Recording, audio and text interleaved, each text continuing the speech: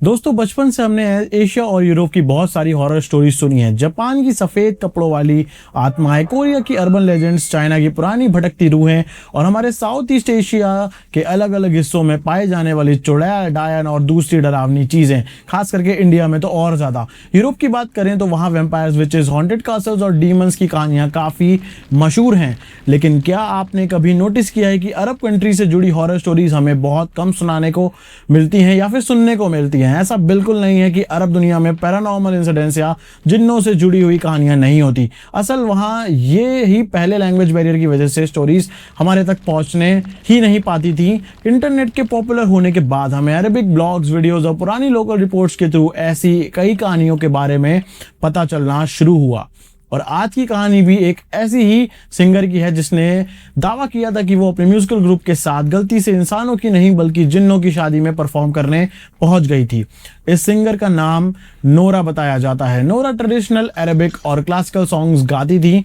वो अकेली परफॉर्म नहीं करती थी, उसके साथ म्यूजिशियंस का एक पूरा ग्रुप होता था जिसमें ट्रेडिशनल इंस्ट्रूमेंट बजाने वाले लोग शामिल थे। नोरा ग्रुप की लीड सिंगर थी। ज्यादातर बुकिंग्स उसे बड़े और अमीर परिवारों की शादियों से मिलती थी। ये बात लगभग 1990 के दशक की बताई जाती है। उस वक्त नोरा अपने करियर के पीक पर थी। उसके शोज की डिमांड इतनी थी कि लोग कई महीने पहले से उसकी बुकिंग कराते थे। लेकिन फिर एक दिन बिना किसी वार्निंग के नोरा ने अपनी सारी बुकिंग्स कैंसिल कर दी। उसने लोगों के पैसे वापस कर दिए, अपना ग्रुप बंद कर दिया और पब्लिक परफॉर्मेंस से बिल्कुल दूर हो गई।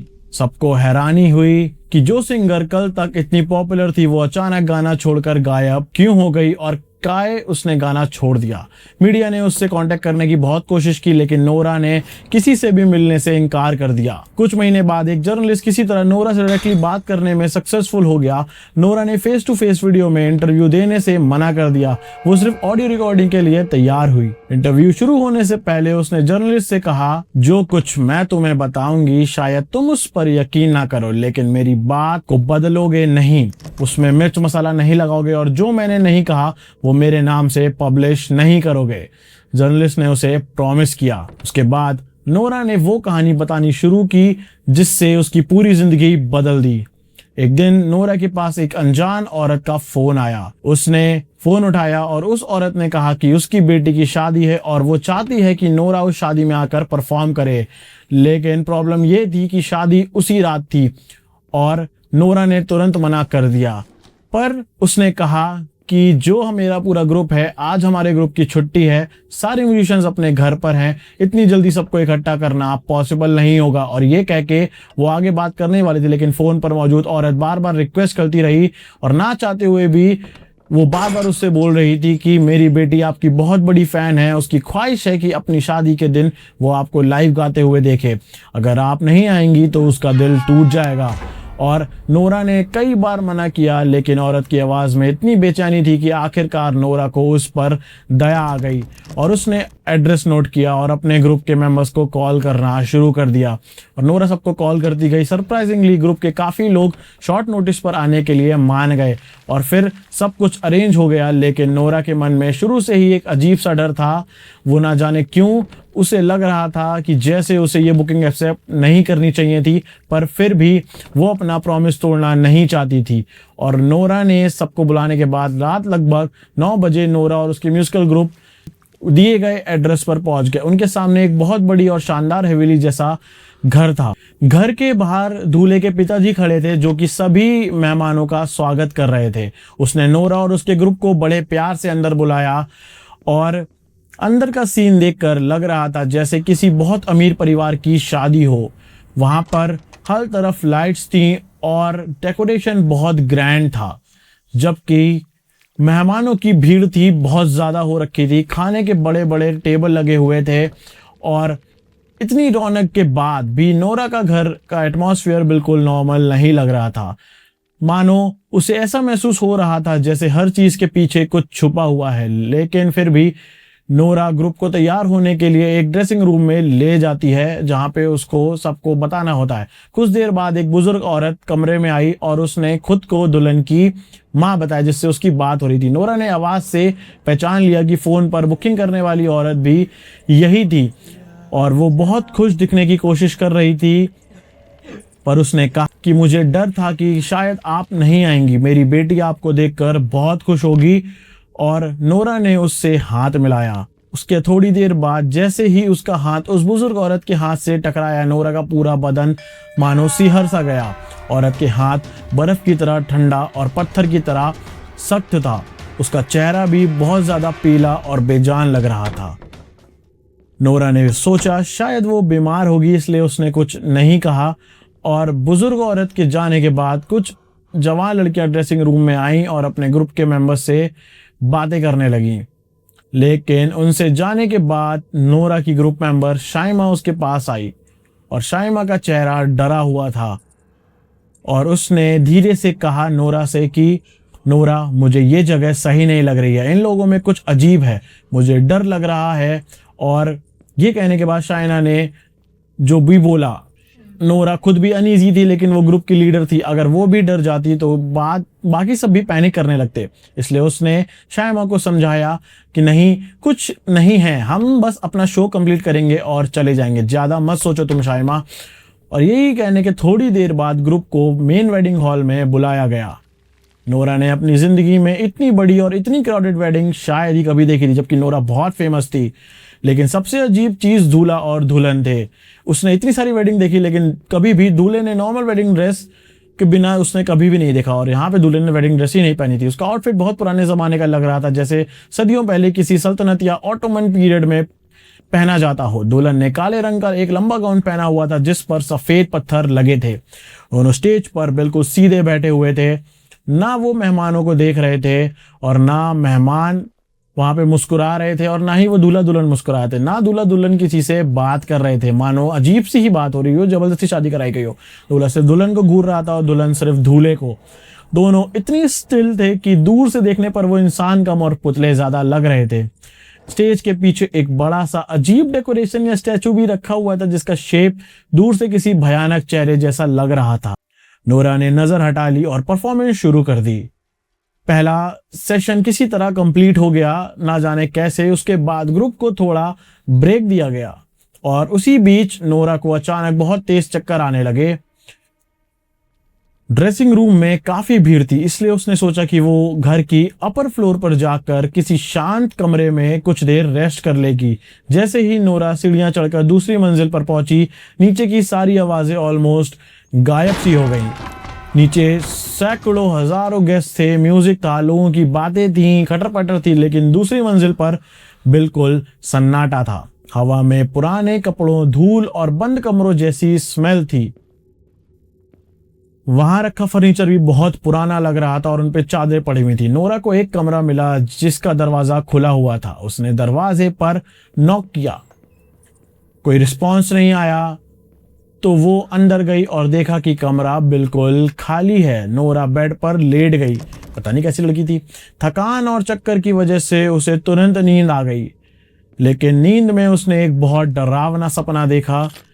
उसने देखा कि काले गाउन में एक औरत कमरे के सामने खड़ी है। उस औरत के बाल उसके चेहरे को पूरी तरह ढके हुए थे। नोरा उसे देख ही रही थी कि वो औरत अचानक गायब हो गई। अगले ही पल वो नोरा के बेड से बिल्कुल पास खड़ी थी। नोरा डर के मारे चीख पड़ी और उसकी आंख खुल गई। वो पसीने में भीगी हुई थी और नोरा ने खुद को समझाया कि ये सिर्फ एक बुरा सपना था और कुछ भी नहीं। लेकिन फिर उसने नोटिस किया कि कमरे का दरवाजा जो पहले खुला था, अब वो बंद हो रखा था। नोरा बेड से उठी और दरवाजे खोलने की कोशिश करी, पर दरवाजा लॉक था। उसी वक्त उसे महसूस हुआ कि उसके पीछे कोई खड़ा है। उसकी सांस रुक गई। वो धीरे धीरे पलटी। कमरे के कोने में वही काले कपड़ों वाली औरत खड़ी थी जिसे नोरा ने सपने में देखा था। उसके बाल चेहरे पर थे और वो बिना हिले नोरा को देख रही थी। नोरा ने डर के मारे अपनी आंखें बंद कर ली और दुआ पढ़ने लगी। कुछ सेकंड्स बाद जब उसने आंखें खोली तो औरत गायब थी। उसी वक्त दरवाजा अपने आप खुल गया। नोरा तुरंत कमरे से बाहर निकली। कॉरिडोर में उसे एक छोटा बच्चा एक दूसरे कमरे से निकलता हुआ दिखाई दिया और बच्चा नोरा को देखकर भागने लगा। न जाने क्यों नोरा के अंदर उसे फॉलो करने की स्ट्रॉन्ग पता नहीं क्यों नोरा के अंदर उसे फॉलो करने की स्ट्रॉन्ग क्यूरियोसिटी हुई। बच्चा सीढ़ियों से ऊपर तीसरी मंजिल की तरफ चला गया। नोरा भी उसके पीछे पीछे तीसरी मंजिल की ओर भागने लगी। तीसरी मंजिल का हाल दूसरी मंजिल से भी ज़्यादा खराब था। दीवारों पर क्रैक्स थे, फ्लोर जगह जगह से टूटा हुआ था और हर तरफ धूल और अंधेरा था। नोरा जब चल रही थी तो उसके हाथ और मुंह पे जाले लग रहे थे। ऐसा लग रहा था जैसे कि फ्लोर पर सालों से कोई आया ही ना हो। नोरा को अचानक एहसास हुआ कि नीचे जिस घर में इतनी ग्रैंड वेडिंग हो रही है, उसी घर के ऊपर के फ्लोर्स इतने पुराने और अबेंडेंड क्यों हैं। तब तक वो बच्चा गायब हो चुका था। नोरा ने वापस नीचे जाने का फैसला किया क्योंकि वहां पे उसे कुछ भी समझ नहीं आया। लेकिन तभी उसके कान के पास किसी ने धीरे से उसका नाम लिया, नोरा। वो तुरंत पीछे पलटी। वहां पर कोई भी नहीं था। वो उस पूरे फ्लोर पे अकेली थी। वो बच्चा भी गायब हो चुका था। फिर उसे एक बच्चे की हंसने की आवाज सुनाई दी। कॉरिडोर के आखिर में वही बच्चा खड़ा हुआ था। वो नोरा को देख रहा था। अगले ही पल वो पास के एक कमरे के अंदर चला गया।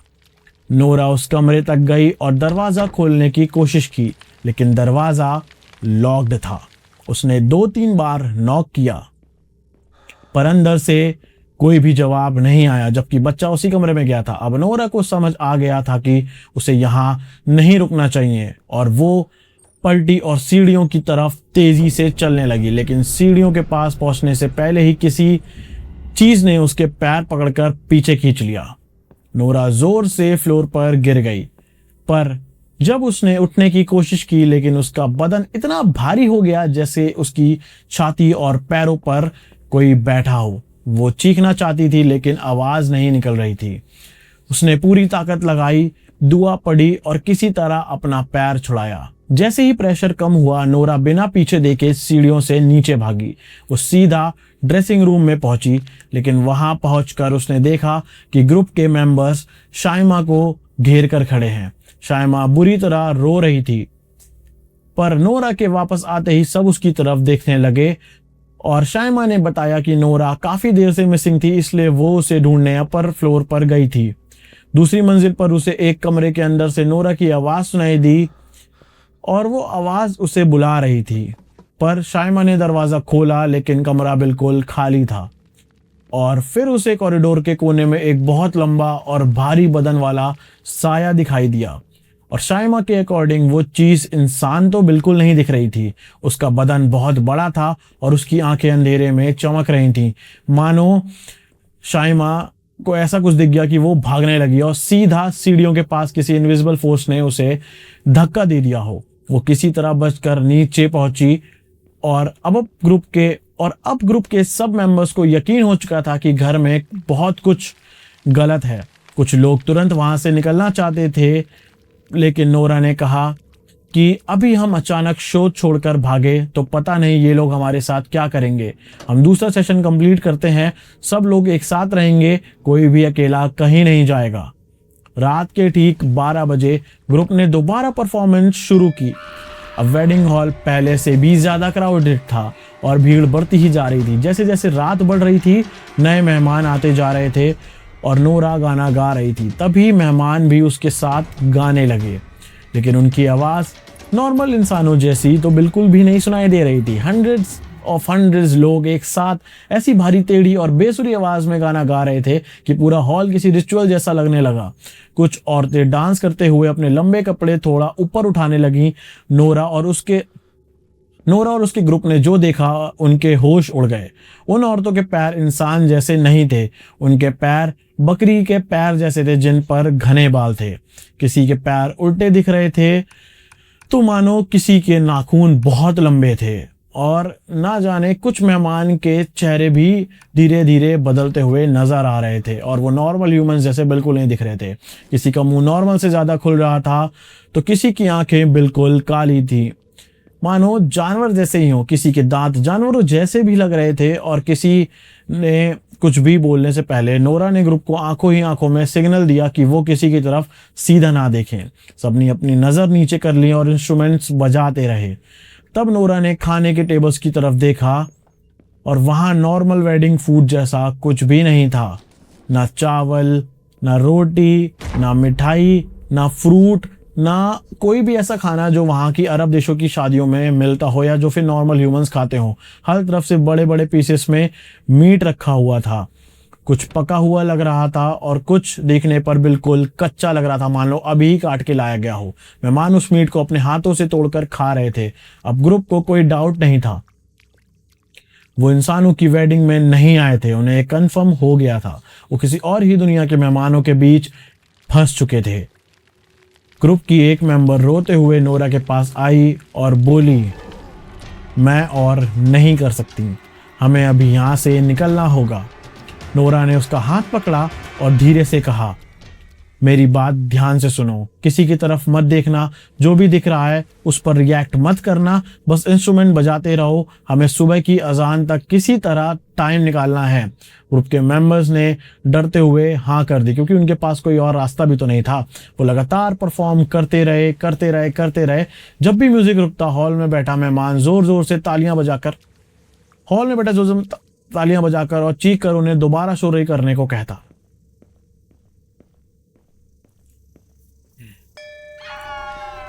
जब भी म्यूजिक रुकता, हॉल में बैठे मेहमान उन्हें जोर जोर से तालियां बजाकर और चीख कर उन्हें दोबारा शुरू करने को कहते कि क्यों रुक रहे हो तुम लोग। उनकी तालियों की आवाज में खुशी तो बिल्कुल भी नहीं थी, वो एक धमकी जैसी लग रही थी। और नोरा की आवाज बैठने लगी। भाई कब तक, कितनी देर तक इंसान गाना गाता रहेगा ऐसे। म्यूजिशियंस के हाथ दर्द करने लगे, लेकिन कोई रुकने की हिम्मत नहीं कर रहा था।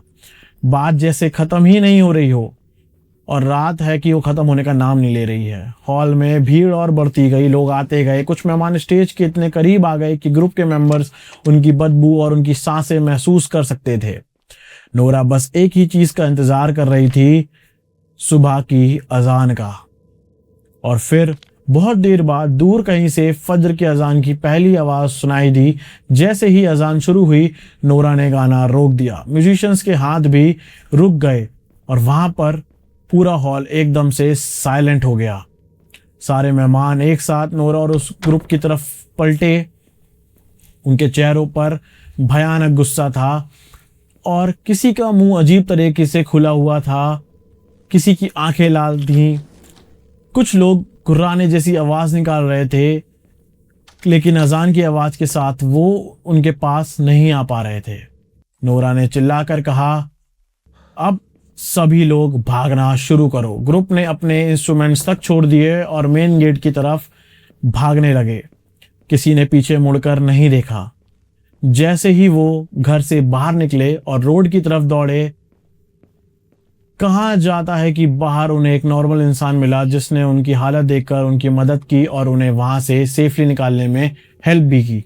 जब वो लोग कुछ दूर पहुंच गए और पीछे मुड़कर देखा तो वो शानदार रोशनियों वाला घर बिल्कुल अलग दिख रहा था। कुछ वर्जन्स के मुताबिक वहां पे एक पुरानी अंधेरी और ऑलमोस्ट अबैंडन्ड बिल्डिंग खड़ी थी। उस रात के बाद नोरा की जिंदगी कभी नॉर्मल नहीं हुई। उसे बार बार वो काले गाउन वाली औरत दिखाई देती थी। कभी उसे लगता कि कोई घर के कॉरिडोर में चल रहा है और कभी उसे एक बच्चे की हंसने की आवाज सुनाई देने लगी, मानो कभी उसके कमरे में बिना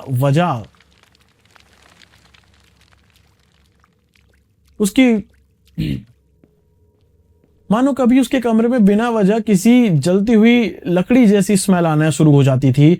उसके ग्रुप के कई मेंबर्स भी नाइटमेयर्स और स्ट्रेंज इंसिडेंट से परेशान हो गए थे। कहानी के कुछ वर्जन्स में यह भी कहा जाता है कि ग्रुप की एक फीमेल मेंबर कुछ समय बाद सीरियस कंडीशन में चली गई और उसकी मौत हो गई। इन इंसिडेंट्स के बाद नोरा ने डिसाइड किया कि वो कभी किसी वेडिंग में परफॉर्म नहीं करेगी। उसने अपनी बुकिंग्स कैंसिल कर दी, पैसे वापस किए और सिंगिंग करियर ही छोड़ दिया। इसी वजह से जब जर्नलिस्ट उससे मिला तो नोरा बहुत कमजोर, पतली और बीमार दिख रही थी। उसका चेहरा पीला पड़ चुका था और उसके घर की दीवारों पर कुरान की आयतें लिखी हुई थी। नोरा ने जर्नलिस्ट से कहा, मैं जानती हूँ लोग मेरी बात का मजाक उड़ाएंगे, कुछ लोग कहेंगे कि मैंने ये सब पब्लिसिटी के लिए बनाया है, लेकिन मुझे पब्लिसिटी नहीं चाहिए। मैं सिर्फ चाहती हूँ कि लोग बिना जांच किए किसी अनजान जगह पर ना जाएं, चाहे उन्हें कितने भी पैसे क्यों ना ऑफर किए जा रहे हों। दोस्तों, नोरा की ये कहानी अरेबिक इंटरनेट और लोकल रिटेलिंग्स में काफ़ी टाइम से सर्कुलेट करती आ रही है। कई कई लोग कई कई तरीके के इंसिडेंट्स और ये बातें बता रहे हैं। वैसे ही नोरा ने बताया, क्या वो लोग सच में जिनकी शादी जाके परफॉर्म किया, या फिर ये एक बहुत ही वेल मेड अर्बन लेजेंड है। आपको इंटरनेट पे बहुत सारे तरीके की बातें और यही कहानी सुनाई देगी। कभी कोई किसी तरीके से बता रहा है, कभी कोई किसी तरीके से बता रहा है। पर अगर रात के वक्त अनजान जगह से आपको लास्ट मिनट इन्विटेशन आए, एड्रेस सुनसान एरिया का हो और दिल बार बार मना कर रहा हो, तो शायद उस फीलिंग को इग्नोर नहीं करना चाहिए। आपको नोरा की ये कहानी कैसी लगी? क्या आप इंसिडेंट को सच मानते हैं या आपको लगता है ये सिर्फ एक हॉरर लेजेंड है? अपना ओपिनियन कमेंट सेक्शन में ज़रूर बताना।